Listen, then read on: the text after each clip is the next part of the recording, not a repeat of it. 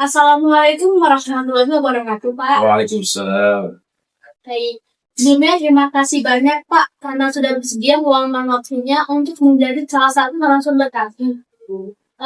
Sebelumnya kami mohon izin untuk merekam wawancara ini sebagai salah satu bukti dokumentasi mata kuliah sastra daerah Aceh, Pak. Nah, apabila Bapak berkenan, saya akan mengajukan beberapa pertanyaan yang dapat dijawab sesuai dengan pengalaman dan pengetahuan. Baik, Pak. Mohon izin, Pak. Siapa nama lengkap Bapak? Nama saya Rami. Nah, kira-kira berapa? 40 tahun. Baik, Pak. Nah, pekerjaan Bapak atau kesibukan Bapak sehari-hari apa, Pak? PNS. Baik, Pak. Pendidikan terakhir Bapak apa? SMA. Apakah Bapak sudah memiliki anak? Sudah 3 orang. Kira-kira berapa usia anak Bapak? Yang pertama 23, yang kedua 19, yang ketiga 8 tahun. Apakah Bapak sudah memiliki cucu? Belum. Nah, saat ini Bapak tinggal di mana? Tinggal di Tepinti, Gampung Masjid, Santalira Arun. Baik, Pak.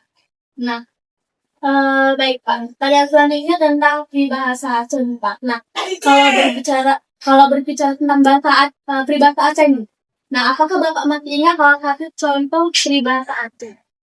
Kalau peribahasa Aceh, ternyata wanita sebagai orang Aceh tentunya ingat.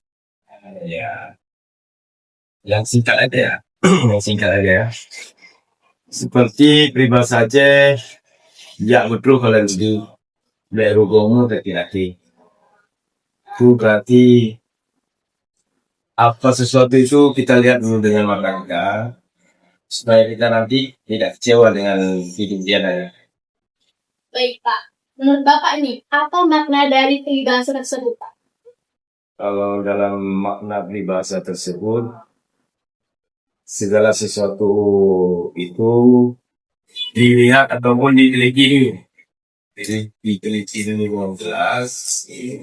Semoga di kemudian hari kita tidak kecewa dengan hasilnya. Walaupun hasilnya berarti dari awal kita udah melihat ataupun menilai. Selepas itu baru kita melihat hasilnya. Nah, menurut Bapak ini, perilaku apa yang dianjurkan melalui peribahasa tersebut, Pak?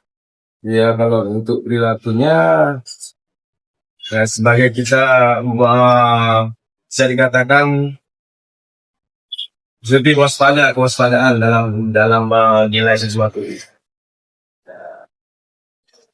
Nah, lalu Pak, perilaku seperti apa nih yang sebaiknya dihindari melalui peribahasa tersebut, Pak?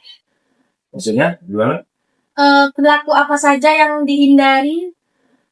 sebaiknya dihindari dari makna peribahasa tersebut? Nah, kalau untuk yang dihindari itu seperti kecerobohan seorang dalam menyikapi sesuatu itu tidak dengan sikap ceroboh.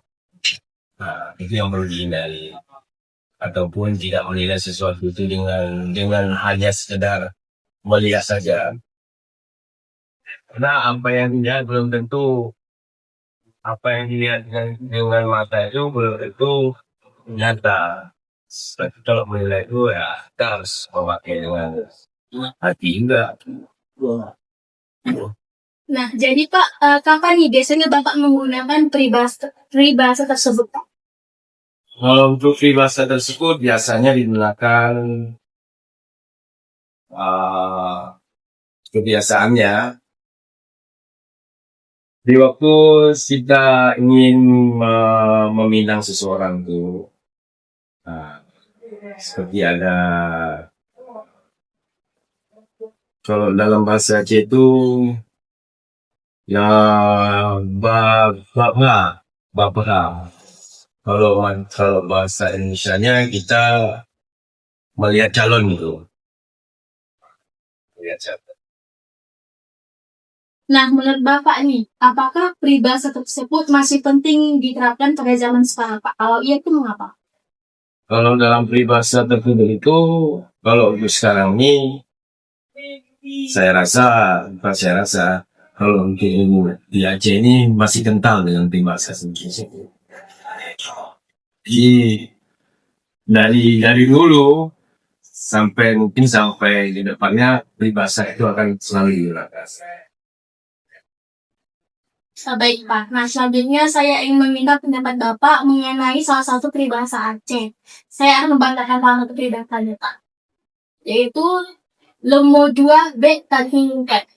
Apakah Bapak pernah mendengar peribahasa tersebut Pak? Mau jua be oke. Kalau untuk di bahasa di Aceh ini sebetulnya ada banyak di bahasanya. Salah satunya ya betul kalau gue mau sakit hati dan seperti yang adik bilang tuh yang baru disampaikan barusan tadi, lo mau jual bet oke. Nah itu berarti kalau kita mengenal seseorang itu jangan pernah kita memanfaatkan kebaikan seseorang karena itu akan menimbulkan kecewa, sakit hati bagi seseorang. Kalau boleh tahu nih, pertama kali Bapak mendengar peribahasa itu dari mana Pak? Kalau itu bisa dikatakan kalau peribahasa Aceh itu dari semenjak dari kakek buyut saya dulu sampai di persekolahan, di pengajian itu sering diajarkan. Nah, menurut pengalaman Bapak nih, apa makna dari peribahasa tersebut dan biasanya dalam situasi seperti apa peribahasa itu digunakan? Kalau peribahasa yang seperti itu sering digunakan seperti kita bertamu ke rumah suci orang itu yang telah menyambut yang mulia, dimuliakan kita, dan kita jangan memanfaatkan kemuliaan orang itu sehingga orang itu menjadi kecewa ataupun sedih aja. Apakah peribahasa tersebut masih sering digunakan di lingkungan keluarga Bapak? Itu kalau untuk peribahasa tersebut ya